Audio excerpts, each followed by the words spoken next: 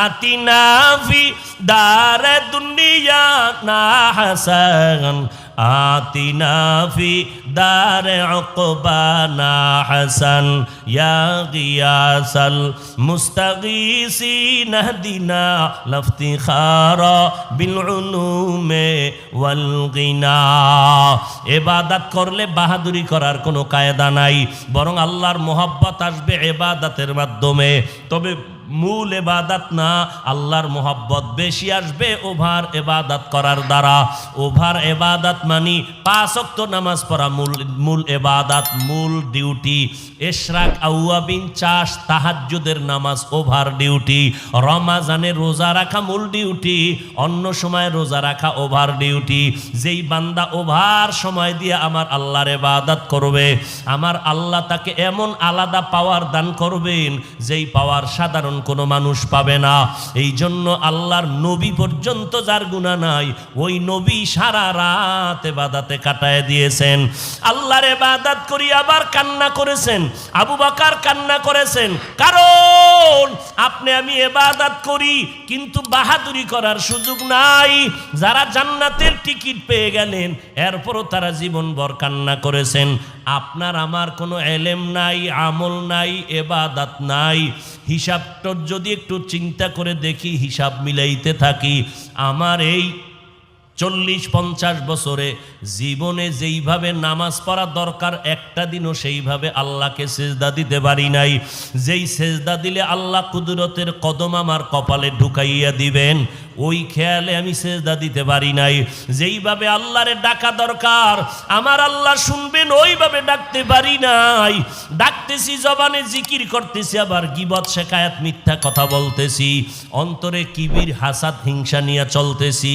এই জন্য ইবাদত যাও করলাম মনে হয় যেন তারও কোনো অস্তিত্ব আল্লাহর কাছে নাই। অতএব আমাদের কি পরিমাণ কান্না দরকার। আম্মা জান আয়েশা রাদিয়াল্লাহু আনহা বলেন, নবীজি আমার রুমের মধ্যে বসে কান্না করতেছেন। আম্মা জান আয়েশা বলেন, নবী কেন আপনি কাঁদেন? আমি আয়েশার কোনো বেয়াদবির কারণে? আল্লাহর নবী বলেন, না আয়েশা তুমি কি বেয়াদবি করবা? আম্মা জান বলেন, নবী আমার 6 বছরে আপনার সাথে আমার বিবাহের বন্ধন হলো, 9 বছরে আমি আপনার ঘরে আসলাম। 18 বছর যখন আম্মা জানের বয়স, নবী দুনিয়ার থেকে বিদায় হয়ে গেলেন। আমার অল্প বয়সে না জানি আপনার সাথে কোনো বেয়াদবি হয়ে গেল। আমার নবী বলেন, না রে আয়েশা, আমি কান্নার কারণ হাসরের ময়দানে ভয়ঙ্কর হালাতের কথা আমার অন্তরে জমা হয়ে গেল। এমন কঠিন অবস্থা হবে সেদিন নবীরা পর্যন্ত যাদের গুনাহ নাই নাফসি নাফসি বলে কান্না করবেন। ওই সময় আম্মা জান আয়েশা বলেন, নবী সমস্ত নবীরা যদি কান্না করেন উম্মতের ভুলিয়া নিজেদেরকে বাঁচানোর জন্য, ও নবী আপনি তখন কি করবেন? দু জাহানের সরদার মায়ার নবী বলেন, আয়েশা ওই সময় আমি আমাকে বাঁচানোর চিন্তা করব না, আমি আমার মাওলার দরবারে মাকামে মাহমুদে সিজদায় পড়ে কাঁদবো আর বলবো, আল্লাহ আমার উম্মতের বাঁচাও, আমার একটা উম্মত যেন জাহান্নামে না যায়। ও পর্দার আড়ালের মা বোনেরা, আপনারা তো হাফেজে কোরআনের মা, আউলিয়ায়ে কেরামের মা, আম্বিয়ায়ে কেরামের মা, আসাত আল্লাহওয়ালাদের মা।